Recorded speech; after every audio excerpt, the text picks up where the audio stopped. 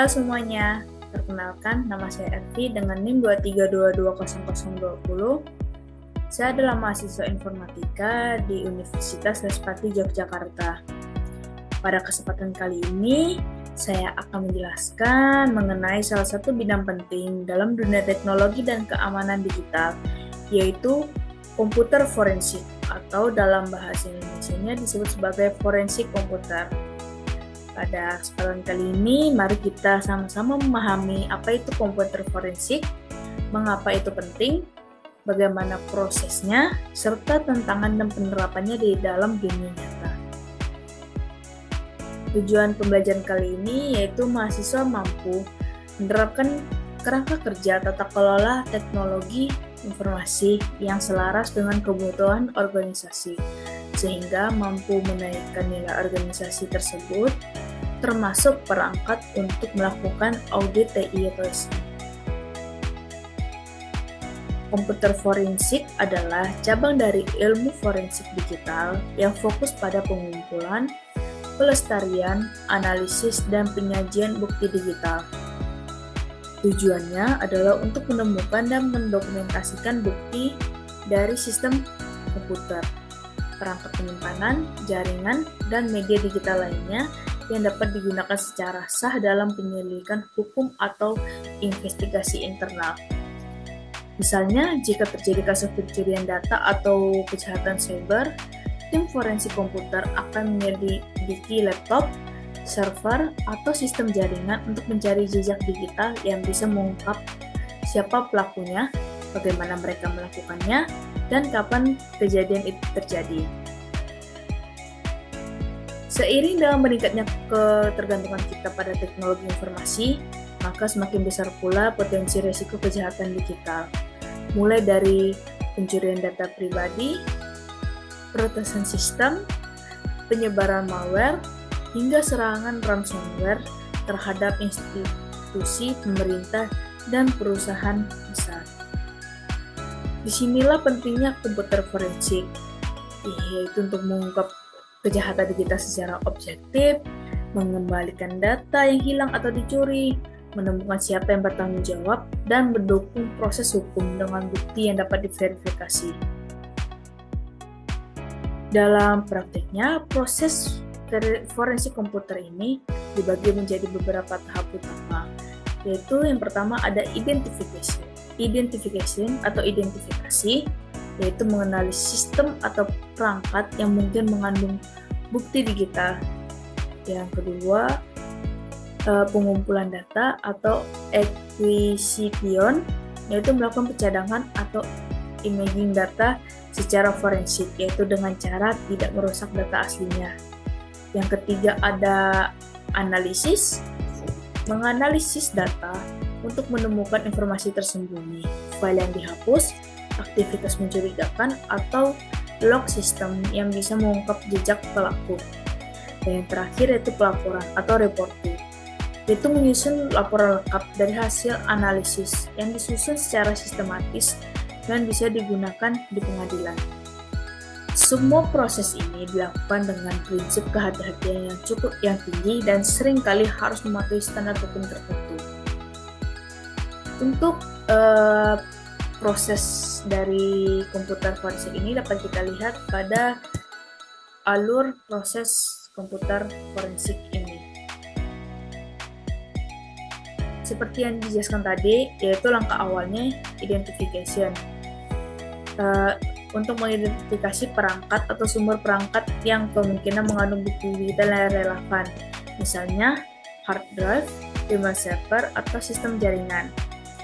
Yang kedua ada acquisition atau tahap pengembalian atau penyalinan data dari perangkat tanpa mengubah isi aslinya. Biasanya pada proses ini itu menggunakan metode imaging untuk menjaga keutuhan bukti.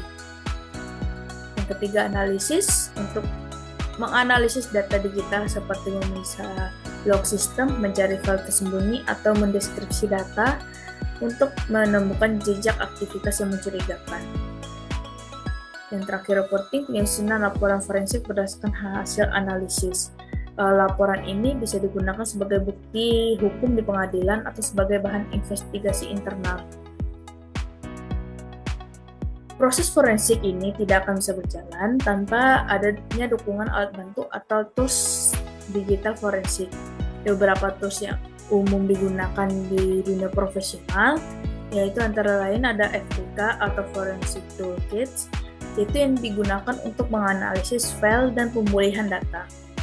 Ada juga Autopsy, yaitu open source software yang populer di kalangan akademik dan lembaga hukum. Jadi biasanya aplikasi ini digunakan di beberapa perguruan tinggi yang ada mata kuliah tentang digital forensik ini. Kemudian ada Ncase, banyak digunakan oleh lembaga penegak hukum. Yang terakhir ada Wireshark, itu digunakan untuk menganalisis lalu lintas jaringan. Selain dari tools yang digunakan, tentu saja ada teknik seperti digital imaging, analisis hash, recovery file, dan analisis log yang juga menjadi bagian penting dalam pekerjaan ini. Dalam komputer dan jaringan, bukti bisa berasal dari banyak sumber, diantaranya adalah email dan dokumen yang menyimpan komunikasi antar pihak. Kemudian ada juga file dokumen atau gambar yang diedit atau disimpan. Lalu ada metadata dari file seperti waktu dibuat dan dimodifikasi. Kemudian log aktivitas pengguna seperti login, logout, atau akses ke file tersebut. Dan bahkan file yang sudah dihapus atau disembunyikan itu bisa menjadi salah satu bukti digital tersebut. Semua ini adalah informasi yang secara teknis masih bisa ditelusuri dan digunakan sebagai bukti selama ditangani dengan cara yang benar. Salah satu studi kasus yang terkenal yaitu Sony Pictures Hack tahun 2014.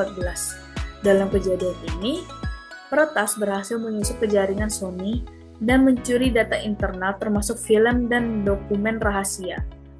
Melalui proses digital forensik, para penyelidik berhasil melacak asal serangan dan menyimpulkan bahwa serangan tersebut berasal dari kelompok yang berafiliasi dengan Korea Utara. Kasus lainnya adalah serangan ransomware pada rumah sakit di mana komputer pasien terkunci. Forensik digunakan untuk mengidentifikasi pola penyebaran dan mencegah penyebaran lebih luas. Dari kasus-kasus tersebut, ini menunjukkan bagaimana digital forensik ini bisa memberikan dampak besar terhadap keamanan dan kelangsungan operasional organisasi tersebut. Tentu saja, pekerjaan ini tidaklah mudah. Investigator forensik menghadapi banyak tantangan seperti enkripsi dan password yang menghalangi akses data, kemudian volume data yang besar yang perlu dianalisis secara tepat, dan bukti yang mudah hilang seperti data volatile di RAM dan kompleksitas hukum dan yurisdiksi, apalagi jika bukti sudah tersebar di berbagai negara. Oleh karena itu, para investigator harus terus memperbaiki keterampilan teknis dan memahami hukum digital yang berlaku. Karena forensik komputer berkaitan langsung dengan data sensitif, maka profesional di bidang ini harus menjunjung tinggi etika dan hukuman. Itu meliputi bukti yang tidak boleh dimanipulasi. Jadi bukti itu harus benar-benar masih asli dan tidak ada perubahan sama sekali pada bukti tersebut. Privasi individu harus dijaga. Dan semua tindakan harus terdokumentasi dengan baik. Jika tidak, maka hasil investigasi yang telah dilakukan itu bisa dianggap tidak valid di pengadilan. Etika adalah fondasi dari setiap kegiatan forensik. Untuk kesimpulannya, kita dapat menyimpulkan bahwa komputer forensik merupakan elemen vital dalam menghadapi tantangan kejahatan di era modern ini. Dengan kemampuan mengungkap jejak digital dan menghasilkan bukti hukum yang sah, bidang ini akan terus tumbuh dan dibutuhkan di berbagai sektor, mulai dari hukum, keamanan, hingga audit internal. Kemampuan teknis, ketelitian, dan integritas adalah kunci sukses di bidang ini. Demikian presentasi dari saya. Terima kasih atas perhatian dan waktunya. Semoga materi ini bermanfaat dan membuka wawasan baru tentang pentingnya komputer forensik dalam dunia informasi.